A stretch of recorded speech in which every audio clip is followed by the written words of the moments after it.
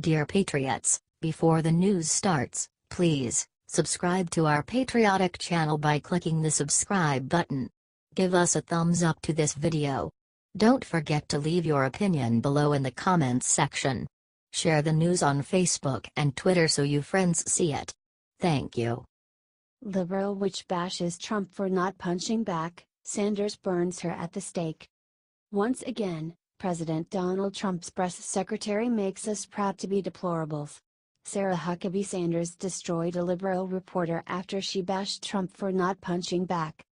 The mainstream media won't ever let up in their psychotic attacks on President Donald Trump. Because of this, Trump wisely made Sarah Sanders his press secretary to keep the liberal media horde in line. Recently, one liberal reporter bashed the president for not punching back in the midst of multiple personal attacks. Leave it to the media to condemn Trump for being unpresidential and too blunt at one moment and then turn around and bash him for not punching back. Remember, because they can't employ good reasoning skills, this is how the left operates.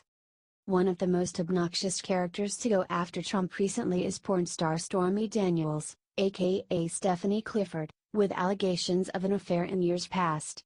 The reporter bashing Trump brought up the subject during a recent White House press briefing. Have you sat down with the president and what has he told you that he wants us to know about this topic? Sanders was asked by the reporter in regards to the Stormy Daniels story. Because Sanders is always classy, she at first tried to answer the reporter in a polite manner. As I just said and we addressed a number of times, the president denied the allegations. I don't have anything else further to add, Sanders said, according to Daily Caller. You would think, by this point, the reporter might have taken the hint that her redundant questions were starting to irritate Sanders.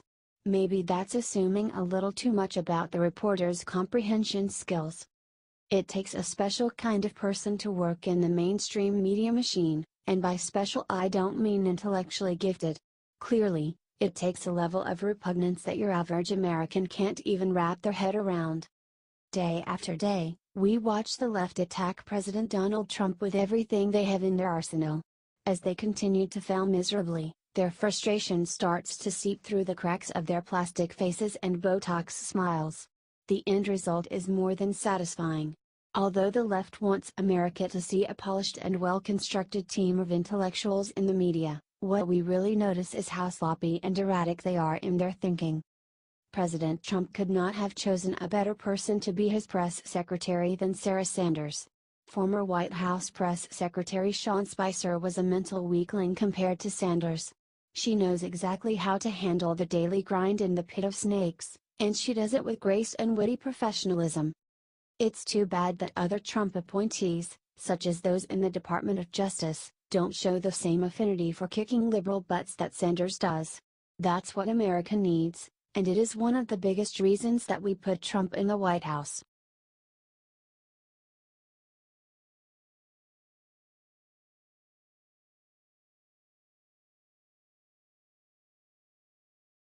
Trump haters freak as Roseanne gives 30-star Stormy Daniels nasty surprise. Trump haters are freaking after Roseanne Barr came up big with a nasty surprise for porn star Stormy Daniels. You don't want to miss this. It's no secret that Roseanne Barr is a huge supporter of President Donald Trump. Now, Roseanne Barr is back on television in ABC's 20-year absent hit show Roseanne, and the first night the reboot aired, Stormy Daniels, aka Stephanie Clifford, got a hugely disappointing surprise. According to Daily Caller, ABC's reboot of the wildly popular sitcom Roseanne came back with a bang on Tuesday, March 27, 2018. And based on the tremendous ratings it received, it looks like all the haters in Hollywood can kiss Roseanne's deplorable butt, because the show isn't going anywhere. After taking a 20-year break from television, Roseanne roared back to life even better and funnier than before. Initial ratings indicated that 18.2 million households hit the couch to watch Roseanne Barr deliver her signature sarcasm but, this time, as a character who supports President Donald Trump. Additionally, the show received a 5.1 rating among adults ages 18 to 49, which could mean that the producers of the show might have the highest rated sitcom in recent seasons if it maintains such big numbers. Roseanne is again a smashing success as Americans welcome back some of their most favorite television personalities of all time. One of the huge surprises about the first airing of Roseanne on Tuesday night was that its ratings impressively surpassed the overhyped 60 Minutes interview with former porn star Stormy Daniels on CBS this Sunday. Notably, ABC has committed to only 8 episodes of Roseanne, so far. If the power players at ABC have 2 brain cells to rub together, they will quickly sign the actors on the show to extended contracts to guarantee they won't seek work elsewhere. ABC reportedly wants to contend with top-rated shows like The Voice on NBC and Splitting Up Together. In addition to the sudden success of Roseanne's rehash, other blasts from the past remakes, such as NBC's Will and Grace, have come back with very strong ratings. The premiere of the current season received a 3.0 rating in a key demo and more than 10 million viewers, according to CNN Money. Many are looking to Roseanne to usher in a newer perspective on politics in America. Roseanne Barr's character on the show portrays a Trump supporter who might be a little different than what most viewers would expect. The show's producers have been a little tight-lipped about how Barr's character on the show will deliver a more varied take on Trump's America, so it looks like those who want to know will just have to tune in and watch. The instant popularity of Roseanne in 2018 makes it pretty clear that America is hungry for a different kind of entertainment from the usual sludge Hollywood normally produces. In my opinion, people have become tired of the outrageous liberal ideology that saturates most network television shows. Only time will tell whether or not Hollywood gets it in regards to the rating results from Roseanne. One thing that is for certain is that more people in our country were inclined to tune in and watch something truly entertaining and funny versus the trashy 60 Minutes trumpet piece that fell short of its mark. I think it's an understatement that nearly every aspect of American life has become political. You can't even sit down and watch a football game anymore without seeing some overpaid thug kneeling as our national anthem is being played. Professional sports used to be a huge draw for America's blue-collar population, but now, it's being boycotted by millions. That is the new reality and the new atmosphere in which Roseanne is being relaunched, and my hope is that the show continues to see success.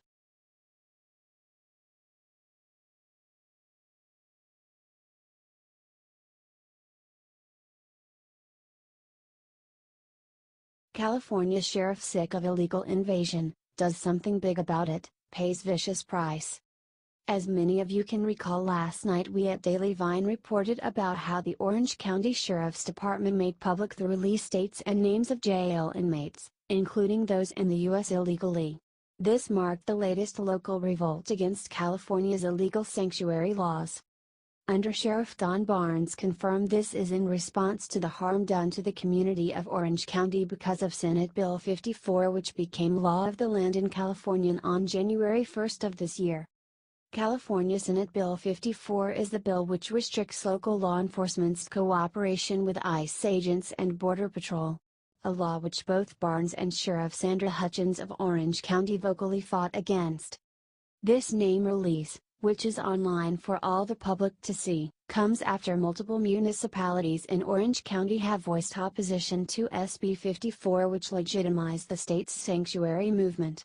Although most elected officials in California do support this bill, the city of Los Alamitos last week voted to exempt its city from this asinine bill.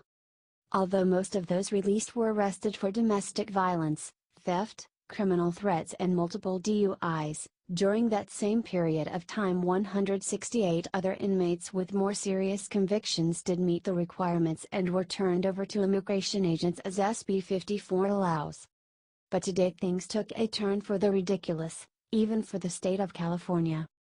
That's right, folks. In response to the Sheriff of Orange County, California protecting law-abiding American citizens and legal residents, the California Attorney General, Xavier Becerra, has now threatened to have the sheriff arrested for complying with federal law and helping ICE agents arrest illegals in Orange County. When Becerra was asked if he would arrest Undersheriff Barnes, he said it was his job to enforce the laws of California, and that he wants to make sure that every jurisdiction, including Orange County, understand what state law requires of the people of the state of California. Via the Gateway Pundit. Attorney General Xavier Becerra, "State law is state law. And it is my job to enforce state law. I will do so. And we want to make sure that every jurisdiction, including Orange County, understand what state law requires of the people and the subdivisions of the state of California." Reporter: "Does that mean a lawsuit of the sheriff's department or the arrest of the sheriff?" Xavier Becerra: "I think I just answered that." More on this story from the Orange County Register. The Orange County Sheriff's Department, whose leadership opposes the new California sanctuary law that limits cooperation with federal immigration officials, announced Monday that it is now providing public information on when inmates are released from custody. As of Monday, March 26, an existing Who's in Jail online database includes the date and time of inmates' release, a move agency officials say will enhance communication with its law enforcement partners. The release date information applies to all inmates, not just those who are suspected of being in the country illegally. But the goal is to assist agents with the U.S. Immigration and Customs Enforcement, or ICE. This is in response to SB 54 limiting our ability to communicate with federal authorities and our concern that criminals are being released to the street when there's another avenue to safeguard the community by handing them over to ICE for potential deportation, Orange County Undersheriff Don Barnes said. Orange County officials did not confer with ICE before making the change, he said. ICE spokeswoman Lori Haley wrote in an email late Monday that she would not comment beyond what the sheriff has said. The new state law, dubbed the California Values Act, has recently seen a backlash from some Orange County communities. The City Council in Los Alamitos voted last week on an ordinance to exempt the city and northern Orange County from the state law. A few other Orange County cities are considering resolutions and other moves to voice their opposition to the law. The Yorba Linda City Council, for example, agreed to file an amicus brief to a lawsuit filed by the Trump administration against California and immigration-related laws the federal government alleges are unconstitutional. And on Tuesday, March 27, the Orange County Board of Supervisors is scheduled to consider a range of possible actions, from a resolution to pursuing litigation against the state. Annie Lai, co-director of the Immigrant Rights Clinic at UC Irvine, said the sheriff's new policy is part of a movement in Orange County to either undermine or get around the spirit of SB 54.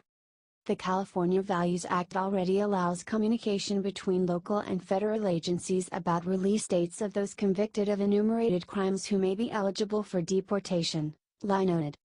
This change in policy is basically affecting everybody else who doesn't have a serious criminal history under SB 54, she said. Sheriff's deputies, however, will still not be able to assist in an actual transfer to ICE agents under state law.